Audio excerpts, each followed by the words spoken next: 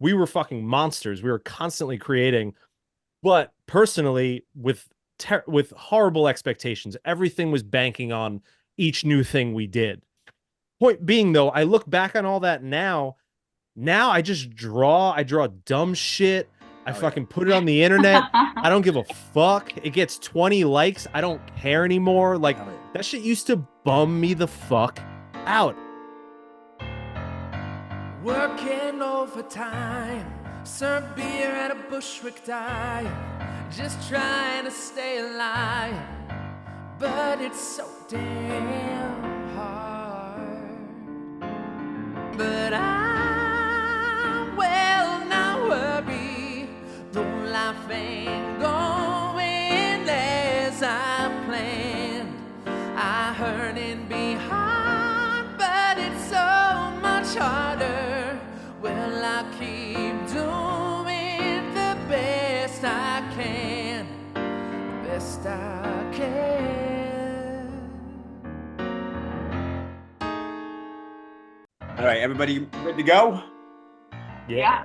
Woo! Well, All right. Crack my beer. Hold on. Oh, crack that beer, baby. Cheers, y'all. Cheers. Cheers. Cheers. Salutes. Welcome in and welcome back and welcome to Under the Apron, the podcast that asks one important question.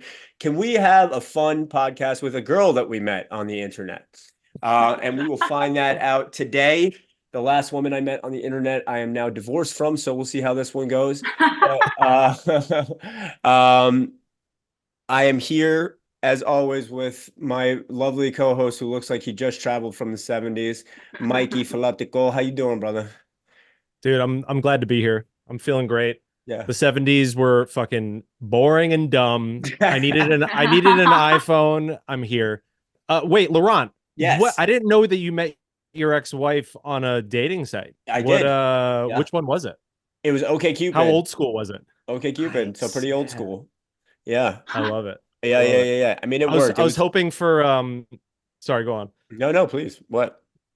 Grinder? I was hoping for like a Craigslist or like a Nerve, like one of those like 2004, you know? Yeah. No, if I had met her on Craigslist, I don't think we would have gotten married in the first place. So maybe for the best. Although lovely person, had a wonderful relationship. Love you if you're listening. I hope you're not. Yeah. So also just, a little bit behind baseball, inside baseball. This is our first podcast that we are recording in the new year, 2024. It's been a minute. Yay. So we can officially say Happy New Year. Happy New Year. We're 24 days in. It's good to see you, and it'll be even later when this episode we've comes had a out. little bit of time off, so we're back from winter break and we're ready to go. And speaking of firsts, it is our guest's first ever podcast, so this is going to be awesome. And I found the way that we got to have her on the podcast is that as I've mentioned in the past, I peruse a lot of the service industry related social media. And her content kept coming up, and it's hilarious. A lot of like a day in the life of being a waiter, and stuff along those lines. And so after a while, I was like, "Fuck it, why don't I ask her if she wants to come on?" And she was nice enough to say yes. So welcome to the podcast, Catalina. Thank you so much. You have a beautiful apartment, by the way. It looks like from. Oh my God, that is such a huge compliment. I literally moved into my new apartment like a month ago. I'm like living by myself for the very first time. Hey, so talk about like new beginnings in the new year. That's awesome. Hell yeah. Yeah, super excited. Artwork up on the wall in less than a month. That's impressive. That's a good one. I know. Her name is Wanda. She's pretty cool. Dude, Wanda's great. I love that. Shout out Wanda. Yeah, and I mean, this is, part of the service industry world is, I mean, a lot of the time you're living with roommates just because you can't afford to live alone in some of these bigger cities. So like such a huge jump to living alone. Yes. It feels like you're adulting, which is awesome. Good for you. Crazy. Yeah, for sure. Especially living in Los Angeles. Yeah. And New York's the same. But yeah, congratulations for being on your first podcast. I know. I'm super stoked. I can't wait to get into it all. Now that we've gotten to know Catalina a little bit, it is story time. So the floor is yours, Catalina. What do you got for us? I like looked down and I could like see the inside of my leg basically. I will never suck your dick. I wound up watching Back to the Future, getting fucked up with Doc Brown. As he like sits her on the stool, and no joke, she shit herself. Oh no! Dude, this story's crazy, guys. It's story time. There are some crazy people out there. There are some wild ass people out there. But so this man came into one of the restaurants where I used to work at, and he comes in with this huge luggage, and he's by himself. And we're probably like, okay, he's probably like coming back from the airport or something, or I don't know. So he gets to the restaurant, and the host is like, okay, is it just you and your part? Are you waiting for other people? And he's like, actually, it's 6 of us. It's going to be 6 of us dining tonight. And so she was like, okay, are they on the way, or is there, are you waiting for them? He's like, no, like my party's here. I need a table for 6. And we're like, okay, sir, that's not exactly how this works. Okay, I'm not going to give you a table for 6 when it's just you standing there with this big luggage. And so this guy starts walking to one of the tables, and he was like, this one's perfect. I need a seat for each one. Like I need 6 seats. And we're just like, at this point, just get a manager. This is so weird. Like, who the fuck is this dude? Like, coming in here with this luggage. And like, now it's maybe kind of sketchy. Like, what is in the fucking luggage? Yeah. And he opens up the luggage and He opened it up? He opens up the luggage. We're all like, oh my God, like, what is this man doing? And starts taking out these teddy bears and like setting them down on each chair. And Yeah, he's like, boy. no, like I need to sit with, and it was like his pride and joy. Like it was like, he would like talk to these little stuffed animals. It was the weirdest thing. He didn't seem crazy until he started pulling out all of these stuffed animals. But anyways, this man ended up literally having dinner with his 5 stuffed animals. Oh my The God. weirdest thing. It's just kind of like, Did he there's just order some food wild for ass them? people out there. No, he did not order food for them, but he like That's needed to have them that's- sitting. Like it was so weird. He showed up for tea time, dude. He showed up for fucking tea time with his friends at your restaurant. That's so sick. I kind Hilarious. of love it. Well, I used to work at this restaurant where we worked right next to an American Girl. American Yeah, Girl yeah, yeah. door, like the Yeah. dolls. We worked right next to a store of it, and these little kids would come into our restaurant. It was the worst nightmare, and we would have little chairs for their dolls. No.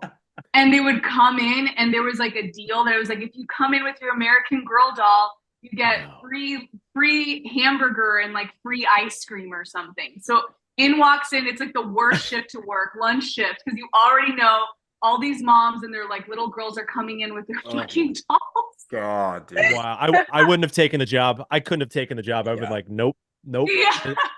The idea of a room full of the type of girl and the age of girl that would want to bring in a fucking American doll girl to lunch, that might be my new nightmare. That's the top of the list now.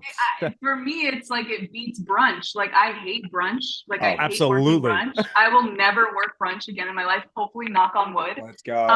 Yeah. But that is still one of like the worst things I ever did as a server. No, my hell is a specific restaurant that I worked at in Midtown Manhattan, their brunch. So like I remember specifically during shift looking around me and being like, this is hell. Like if I die and there is a hell, I'm just gonna come back to this Right shift there. and work it in fucking perpetuity. But I think you just beat it. Now my new hell is just a room full of girls with American Girl dolls asking for a free hamburger. So, Catalina, we had an idea as we've started to have more people on the podcast that we don't know. We like to kind of go tit for tat with the story time so that you have a bit of context for us. So this episode, Mike's going to tell you a story that hopefully gives you some more context as to who we are as podcast. Oh my God, I Yeah. can't wait. Yeah. Well, I decided against the one I texted you about earlier, Laurent. That was All right. that was Yeah. I assumed you thought that was a joke. This one's more of a fun one. You would show up for your shift and you'd see the blackout curtains on the front of the restaurant and you knew immediately like, oh shit, they're shooting today, right? Whatever it might be. And you were expected to be there just to be people who are work in the house in case anyone on the film crew needed help with something, or if they needed something, some sort of prop that somehow the house could provide. They wanted you to be there for that. So I show up at 10 o'clock in the morning for my opening shift, blackout curtains. I'm like, shit, hate it. I'm not going to make any money today, yada, yada. So I go in, and this was right in the middle of when Louis C.K.'s show, Louis, was on the air. It was super huge peak. That was the Comedy Cellar was like absolutely exploding because of it. So I set the bar up. I put my fruit in the little whatever that thing's called. And then I just sit down and start reading a book or like drawing or something. Yada, yada, yada. A few minutes in, they start shooting a scene at the bar and they have one of the extras who's like dressed like a server all in black. And I literally hear Louis say, I don't think that's the right bartender for the shot. Oh. And I was like, what is the, and he says, hey, where's the guy who set up the bar?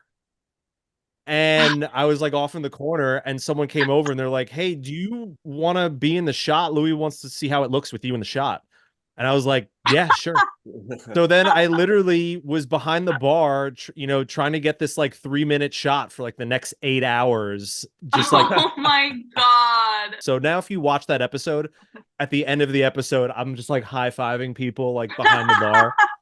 Hell yeah, dude. But yeah, that's the story. Yeah. I got to be on an episode of Louis. And they paid me $100. Cool. Yeah, at the end of the day. I got $100 for $100. $100. I feel like you should be paid more than that. Yeah. No, you should definitely be paid more than that. I couldn't agree more, but honestly, I thought I was coming into that shift making nothing. I took the 100. I got to be on Louis. It was cool. I was very satisfied. I mean, what a story. It's like your little acting moment. Like, yeah, exactly. You're like, I'm in this episode of Louis. Thank you for choosing that as opposed to the other story. Yeah. The other story is that Mike once took vengeance on a bad customer in a very funny way. Yeah. But which I don't regret. I don't regret it at all because he had it fucking coming. I would do it differently now though. I was a young man, but yeah. He put his balls in somebody's drink. Oh my God. The like worst thing I've ever done is like give someone regular espresso instead of decaf. That's pretty bad. How old were they? I love doing that. They're like a rude customer or something. They're like, I want to decaf this or whatever. I'm like, all right, I'm giving you literally quadruple espresso shots in that drink. Okay, so this is a perfect transition to topic roulette. If anybody is listening for the first time, topic roulette. We come with a topic that our guest hasn't heard of. Our guest comes with a topic that we haven't heard of, and we discuss for about 8 minutes. In this particular case, just to be fully transparent, we did know about Catalina's topic beforehand, which I actually enjoyed because it gave me a little bit of time to prepare. So perfect transition, Catalina. Would you like to tell the audience what your topic is? Yeah, so I mean, we've been talking about it a little bit, but like being an actor and a waitress in Los Angeles, especially right now in this time, because you know how SAG-AFTRA was on strike for the last like couple months. We were all out of work, and not just actors. I mean, we're talking like film crew, makeup artists, everyone involved in film. So during that whole time, and I work in a really like well-known restaurant in Los Angeles, we would have all the producers coming into our restaurant and sitting down to eat and talking about, how ridiculous, like what the actors are asking for, what the writers are asking for, like how ridiculous that all was. And sitting there, like, and I mean, I'm standing there, like having to be their server. Ugh. And it's like, you're a fucking asshole. Holy like, shit, dude.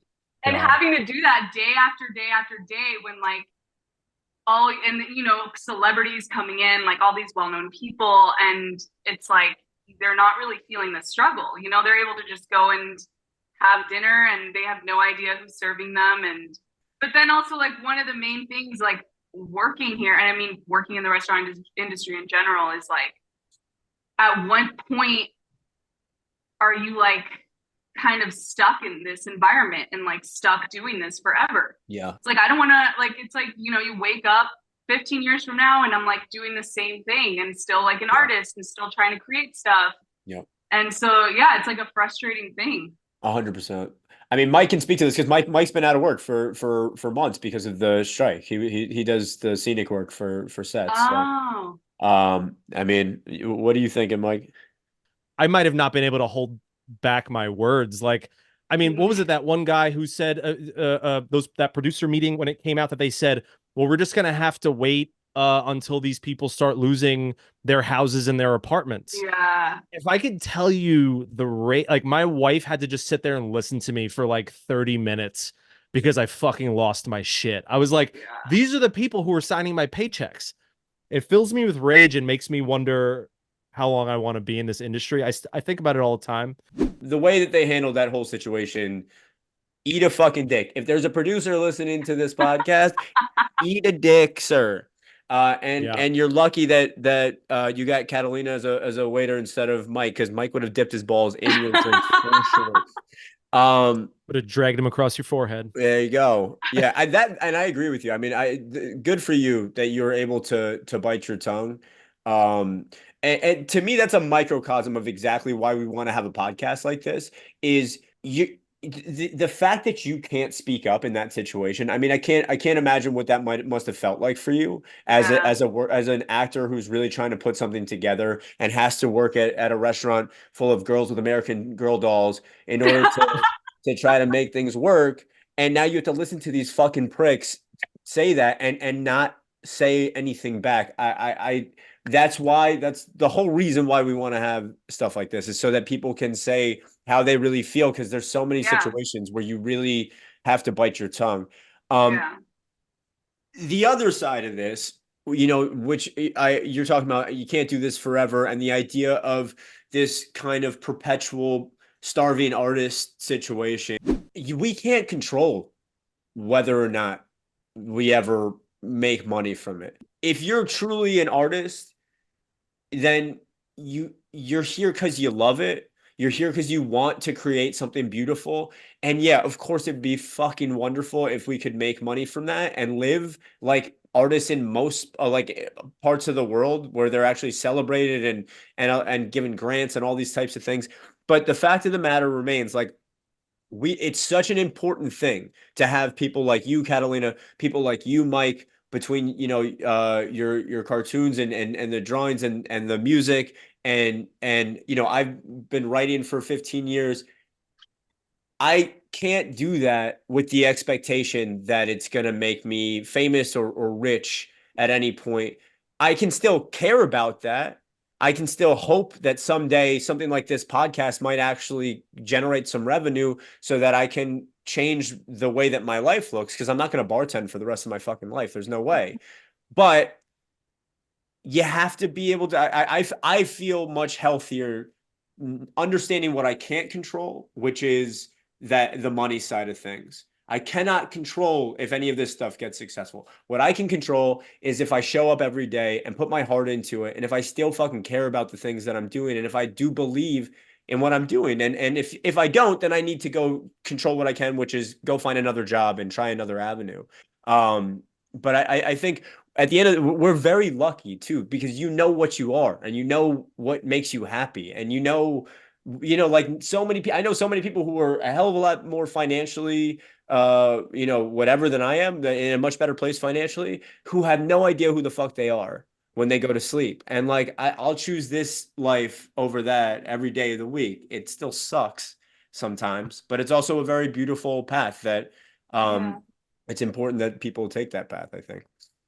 Yeah. Well said, man. Well said. I love that. Yeah. Yeah, definitely. And I had a thought during that, which I think we've talked about before, but in terms of the expectations, right? I think that was my biggest issue in my 20s, which led me to, in the end, a positive thing, which was changing things about my life. But in my late 20s, I was fucking miserable, dude. Like with my band life, and this is all stuff I can look back on now and know. I didn't know it in the time because I was in the pocket, you know. We were recording, we were mixing, we were on tour, whatever it was, playing shows. But it was my expectations that were fucking with me. It was every time we recorded a record, it was like in my head was, this is the one. This is the one that someone's gonna hear, and then a big band's gonna take us on tour. They're gonna bring us out there. I don't have to bartend ever again in my life, you know. And then it didn't happen. And then I was like, all right, well, that's no big deal. We're gonna make more records. We have more songs, and then we do it again. And then it didn't, you know. And we did this 6 times over until finally in my early 30s, I was like, I can't do this to myself anymore. So I quit the band. But in retrospect, it was really my expectations that were fucking with me. It wasn't what we were doing. What we were doing was beautiful. It was great. I mean, dude, I know friends who were in bands twice as long as I was in a band, and they're like, wait, you guys have 7 records? And I'm like, yeah. They're like, I've been in the same band for 15 years and we have 2, you know. We were fucking monsters. We were constantly creating. But personally, with horrible expectations, everything was banking on each new thing we did. Point being, though, I look back on all that now. Now I just draw. I draw dumb shit.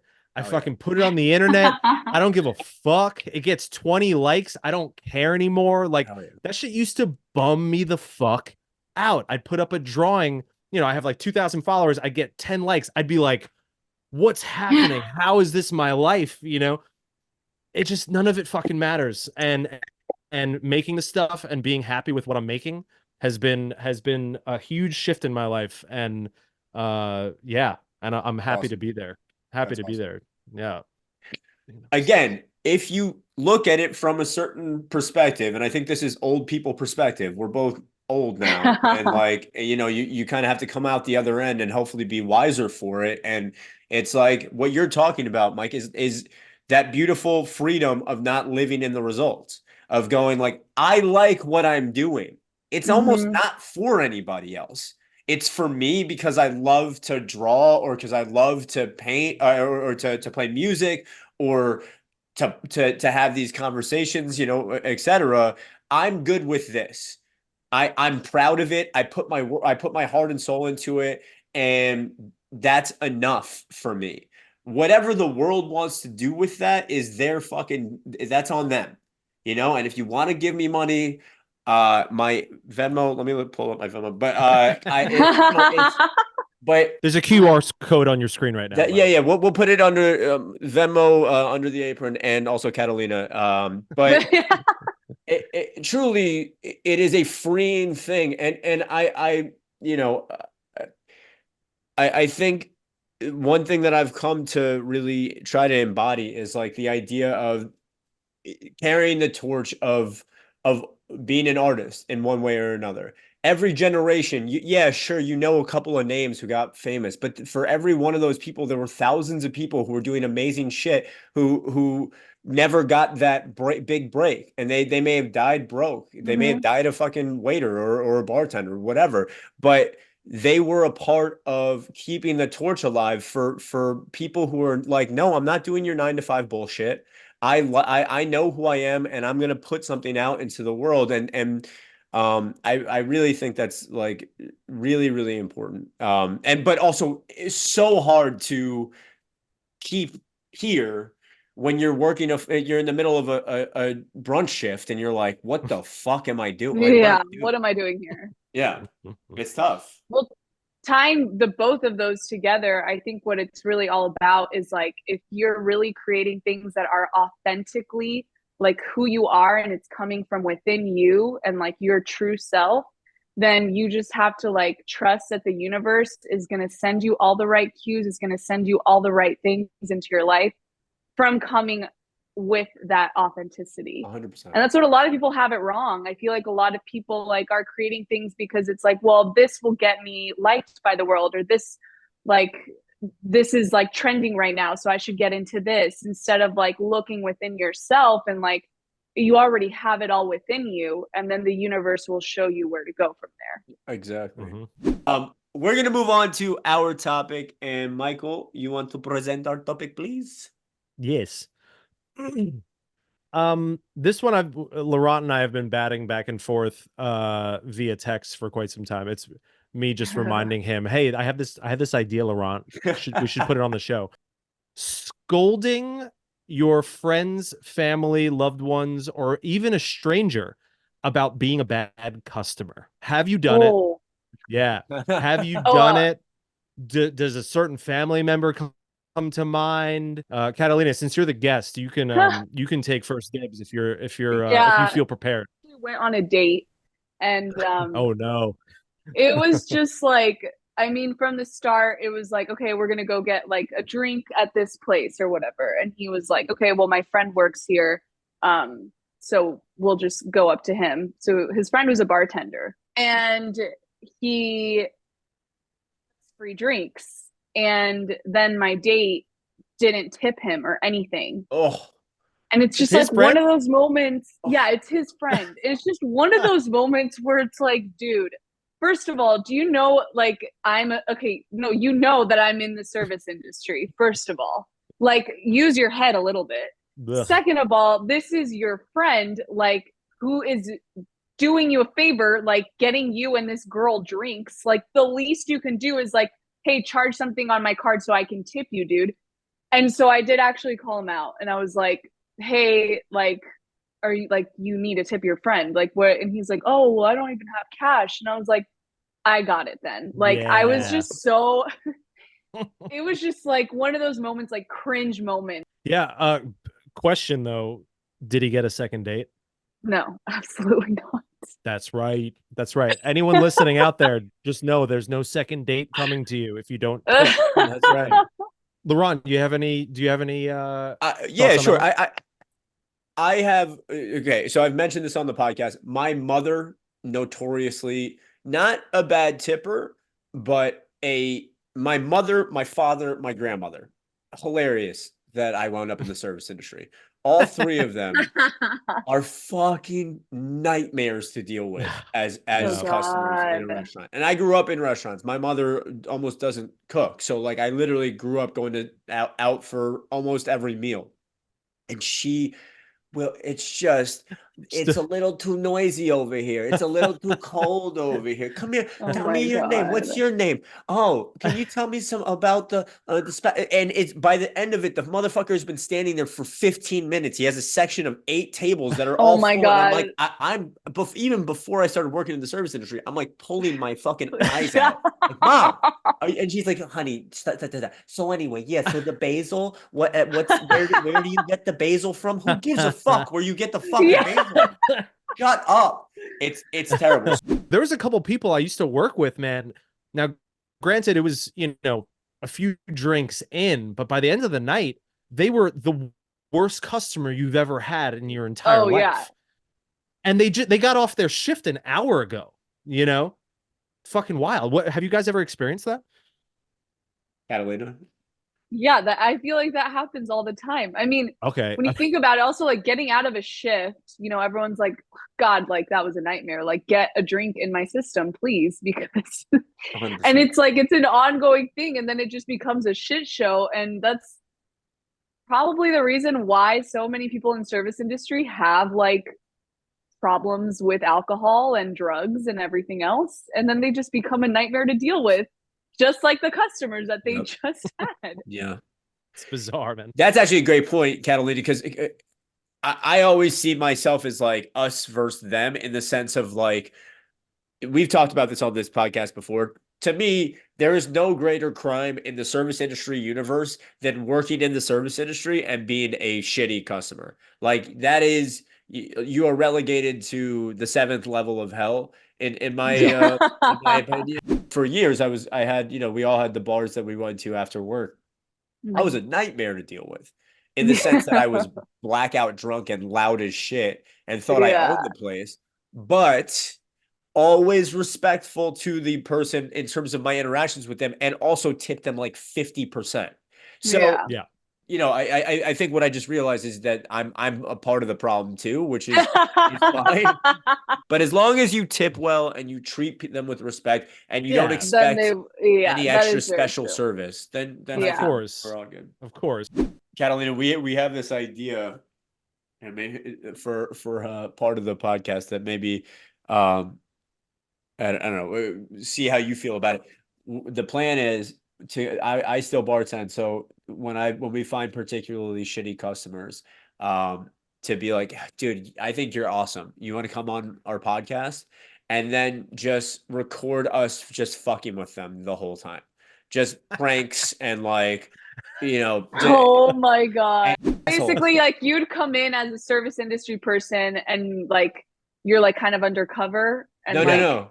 I would just be like, as a bartender, wait for anybody who's particularly shitty and be like, yo, so I have this podcast that I think you'd be perfect for. Because most of the time, the people who are the worst are also like think that they're the coolest people on the planet. So I don't think it would be too hard to sell them on like, hey, you're awesome. The way that you're like talking to everybody around you really loudly and inappropriately when they don't want to talk to you is a really cool trait. And I think you should keep it up. Why don't you come on our podcast and then have them come to our studio? And from there, my God, I love that idea. Yeah. I love. Okay. So, Catalina, I hope that, this has been a fun and easy way to pop your podcast cherry. Yes, I have loved it. It's been so fun. Good. I'm happy to hear it. And you've been a wonderful guest. And truly, actually, if you're ever in New York, you'd be welcome to come on and we could do a live one or whatever. But this is awesome. Yeah, that'd be dope. I'd love that. We are going to get towards the end of the show. Mike, you want to? Yeah. All right, Catalina, and anyone out there listening, we are now entering Chris Marcella's Fast Five. Chris Marcella's Fast Five for Catalina and anyone listening who doesn't know are 5 rapid fire questions, maybe service industry related, maybe not, that I'm going to give to Catalina. Catalina, the first thing that comes to your head, let me have it, okay? Okay, let's do it. Chris Marcella's Fast Five. Or 10. Number 1. What is one food that you hate that everyone loves? God,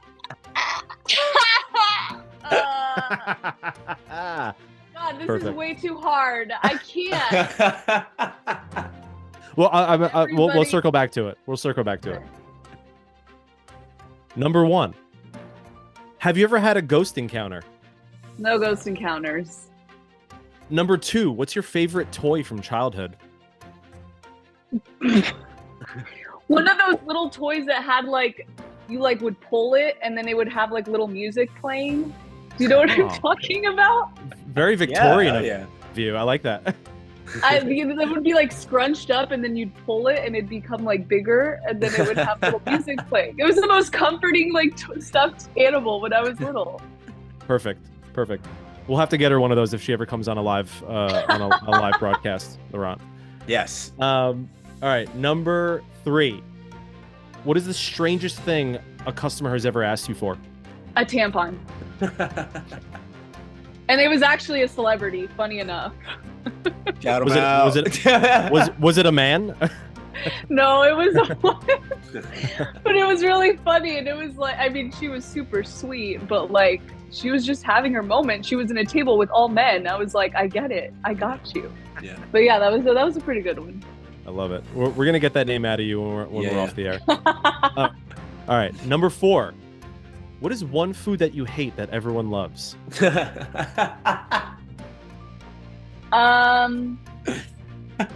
Cheese. You hate mac and cheese? I don't hate mac and cheese, but it's just kind of like I would never get that. Like some people are like huge with mac and cheese. Sure, just like it just seems so basic. Like it's just cheese and noodles. It's an American pastime. It's an American that's probably why. It's very Americanized, and I didn't grow up with it. All right. Number 5. Right after this podcast is done, you have to go to the closest tattoo parlor and get one celebrity or historical figure tattooed on your body. Perfect black and white portrait. Who is it? How about the celebrity that asked you for a tampon? Who was Who was God, it? I cannot say that. Amy Winehouse. Okay, Nice. I love that. I'll You fuck know with they're that. coming out with a film about her, a biopic. Oh, they're doing a biopic about her? Yeah. That's The- Oh, great. I didn't know that. Yeah. The documentary was amazing, also tragic, but yeah. Love Amy Winehouse. Yeah, I loved Amy All right. Winehouse. She's the shit. Well, there it is. Chris Yeah. Marcello is Fast Five. Did a hell of a job. We've learned that in order to be an artist in the big city, you're just gonna have to accept your art and not expect payment for it. We learned that Laurent could potentially be a nightmare customer That's after true. a shift. That's Yeah, a good that for sure. Not potentially. Now that Catalina opened my eyes to it, I am for sure a nightmare customer. We've learned that Ellen doesn't come to restaurants with tampons. Yeah. Come on, Ellen. You're old enough now. Yeah. Maybe in the next episode, I can mention. All right, beautiful. Yeah. That's a what's it called? Cliffhanger. Come to the next Catalina episode to find out who it was. And we end the podcast every time with our guest giving a joke or a quote. So, what you got, Catalina? Honestly, it's not so serious. I Good. feel like we just take things so serious and we hang on to things like working in a restaurant and we like this rude customer and we let it take over our lives. And it's like when you think about it in a big picture, it's one meal out of a million meals that this person is having. It's really not that fucking serious. Yeah. 100%. I love it. That's great. 100%. Perfect. Words Remember to that, live by everyone. if you're in the service industry. The whole beauty of being in the service industry is that the second that the shift is over, you can walk away from it and you don't have to. Yeah. The only way it's going to stay with you is if you choose to bring that with you. So Yeah. let it go, baby. That person ain't thinking about you. Yeah. As True. you know. Catalina, you've been a wonderful guest. Yeah. Thank you so much. Everybody, we love you. We'll talk to you next time. Love you. Bye.